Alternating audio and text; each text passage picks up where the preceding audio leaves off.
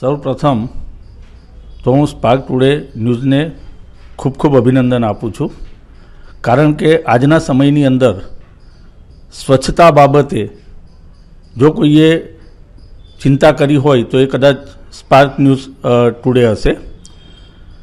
ખાસ તો સ્વચ્છતા બાબતે હું કહેવા માગીશ કે વડોદરા શહેર એ સંસ્કારી નગરી તરીકે જાણીતી છે, પણ ઘણીવાર દુઃખ થાય છે કે ઘણી જગ્યાએ આપણને ગંદકી જોવા મળે છે, પરંતુ જ્યાં સુધી લોકો પોતે જાગૃત નહીં થાય ત્યાં સુધી આપણે સ્વચ્છતાથી કદાચ ખૂબ અગળા રહીશું.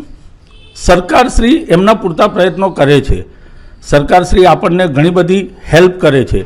ઘણા બધા ન્યૂઝપેપરોમાં, સમાચાર પત્રોમાં આપણને જાગૃત કરે છે કે આપણે સ્વચ્છતા જાળવવી જોઈએ.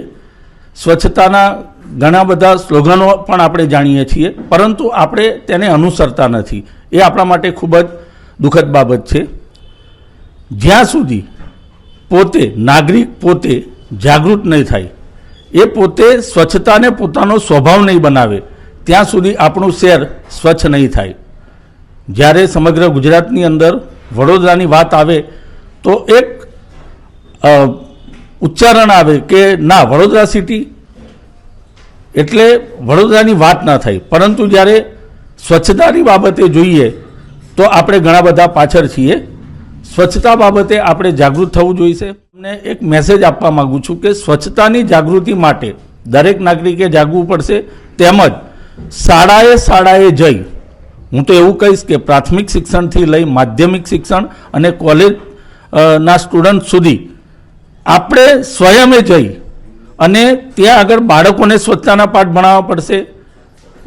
માધ્યમિક શાળાના બાળકોને પણ આપણે સ્વચ્છતા વિશે જાગૃતિ લાવવી પડશે, તેમજ કોલેજના યુવાનો મારફતે પણ આપણે જાગૃતિ લાવવી પડશે. હું તો તેનાથી ઉપરાંત એક વાત કરવા માગું છું કે વડોદરા શહેરની આજુબાજુ 5 જેટલી જગ્યાએ એન્ટ્રન્સની જગ્યા છે. ત્યાં પણ જેવું વડોદરાની અંદર બહારથી કોઈ વ્યક્તિ આવે છે તો 1 કિલોમીટર સુધી, દાખલા તરીકે વાઘોડિયા રોડ, આ બાજુ મકરપુરા, આજવા ચોકડી, ગોલ્ડન ચોકડી, આ તમામ જગ્યાએથી અંદર આવતા 1 કિલોમીટર સુધીનો એરિયા એ સ્વચ્છતાના સ્લોગનો, આપણા વડોદરાના સ્લોગન, મારું વડોદરા, સ્વચ્છ વડોદરા, આવા સ્લોગનો દ્વારા વડોદરાની પ્રજાને અને આવનાર પ્રજાને પણ આપણે જાગૃત કરવા પડશે, જેથી આપણે આપણા વડોદરા શહેરને સ્વચ્છ બનાવીશું. હું વડોદરાવાસીઓને